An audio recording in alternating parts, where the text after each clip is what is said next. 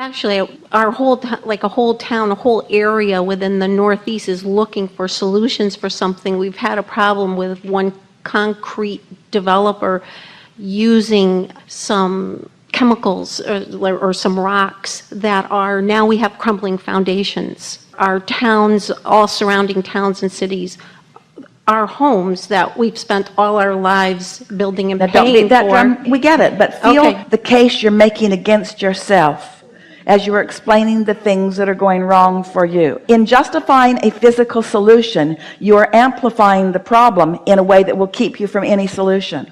So that's what I've been wrestling with, because I can, sometimes in meditation, I get to a point, all of a sudden, I just know that everything will be taken care of. You know, and Do you know how your inner being leads you to solutions? Don't tell me. Your inner being leads you to solutions. We already talked about it some here today. Your inner being leads you to solutions through your path of least resistance, which means your inner being soothes you to your answer. Soothes you. Esther's looking for a pen that she believes is lost. So we don't talk to her about her pen. That would terrorize her. Instead, we talk to her about something that she's not worried about, which leads her to what she is wanting. You follow that? So your inner being always soothes you toward the solution. You just now, in the story that you told us, were terrorizing yourself toward the solution. There's this company and it's done bad to us, to all of us, and all of our foundations are crumbling. And then you went on. We worked hard for these houses. You're not soothing yourself, you're terrorizing yourselves. And the terrorizing mode is all right, but it's always step one. And you already terrorized yourself enough that you got a great big solution in your vortex. Now it's time for you to stop terrorizing yourself, because you can't find the solution while you're terrorizing yourself. And this is what most humans don't understand, because you're trying to get somebody else to do something, so you're proving your case. The other day, Esther has been watching something unfolding, and she got a hit on it, and she can kind of tell where it's going. She knows where it's going. She can sense where it's going. And now, even though she doesn't want it to go that way, she almost wants it to go that way so she can be right. You want to think about that, don't you? Sometimes you want so much to be right when you're pitting yourself against another human that you hold yourself apart from what you really do want, because you'd rather be right than have what you want. So when you are working with committees and people and committees,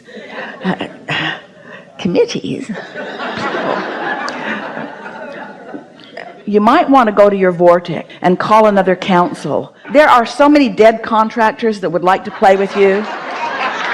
There are so many people with solutions that have made their transition that know what to do. There are so many of them that would like to soothe you, because all of your foundations aren't crumbling. There are different situations, but it is not as dire as you're making it out to be, and you can't find the solution as long as you believe that it is. So isn't it tricky? In order to win this law case, in order to be able to get enough clout and enough muster together, in order to get enough people moving with us against this person, we have to shoot ourselves in the foot and keep the solutions apart from us. It's why humans move forward. We love you so much so slowly. And I have been trying, I have to watch that, not trying. I have been meditating and trying to relax myself, like, you know, and I thought I was doing better. Actually, can you tell, like, am I doing a lot better? Well, I couldn't sleep before, but I'm sleeping now, but I don't know, like, how close I am. Like, have I made progress, or am I fooling myself? But you see, you have just uncovered a really important clue to what's going on, because from what you just said, we all now know that the reason that you're doing the work is in order to affect a result. And it's the happiness along the way that's the only thing that we're interested in. If you can stop doing it to affect a result, because now your eyes on what's wrong and now you're not in the receiving mode, can you feel what's going on? You've got to accept that to be personally soothed is what you're reaching for. You're looking for a in this moment soothing, not a later down the road slam dunk solution. Right, I've heard you speak about that before, like not focusing on the results, but feeling that emotional, like joy, just enjoying the life that I have. What is it that you think you want? What do you believe is the solution that you are all reaching for? If you could just state it and make it happen like that, what's the solution that you want? What have you all decided when you got together and talked about what went wrong? What do you believe is the solution that you're looking for? The solution, I mean, and what I try to picture is just my home stable. What does that mean in terms of what you're going to cause to happen? There's a freedom associated with that stability, because then I can... We get that, but what do you think that you're going to accomplish? What's the end result? This contractor's going to come tear everybody's houses down and build them back with the right foundation? That's actually what we've been told. So how many of you are there? There are thousands. Yeah, so There it's are going to take a little thousands and while for that thousands. to happen. In other A words, lot, that yeah. could be really disruptive to your experience. Yes. It might be what we might call overkill. It might be looking for a solution without a problem. Or it might be looking so hard for a solution that you got to find a big problem in order to justify the big solution. But we're just trying to sort of shake your thinking up just a little bit and ask you, do you have a problem big enough that justifies all your homes being torn down by someone who can't possibly afford to do it, and then building them back even though they can't possibly afford to do that? You follow us? No. So what is it that you want to happen? I really would like my home to be stable. And Yes. then when my home is stable, then I have some... So what has your mind told you that that will require? Actually, I was hoping, you know, our younger minds that are just so creative are going to figure out an easy solution so that we don't have to rip down to build. But maybe there's some type of a treatment that could happen where the chemicals or the rock or whatever it is counterbalanced and things become solid instead of crumbling. And I know that, you know, our children and, you know, all of the ones coming forward are so brilliant. And I'm just thinking that maybe someone will have an easy solution. So are you saying to us that this group that's gathering is reaching into the vortex for brilliant new solvers, or is the group that's gathered going after the person that caused the crumbling foundations to begin with? No, I'm actually looking for the solution. But what's the group doing? Or are you not part of a group? Is it just a group No, of you? I've stayed away from being part of the group because they get in there with, I've been to some committee meetings, but I go with the openness to just beam out like unconditional love, so a solution could be found rather than having people lock like that. I try to like bring in some of the light so that maybe the creative solution will happen when more people get together. The answer to this important question is often not an answer that humans want to hear or are ready to hear. But this is always the answer. All contrast has value. All contrast produces desire, and all desires can be satisfied.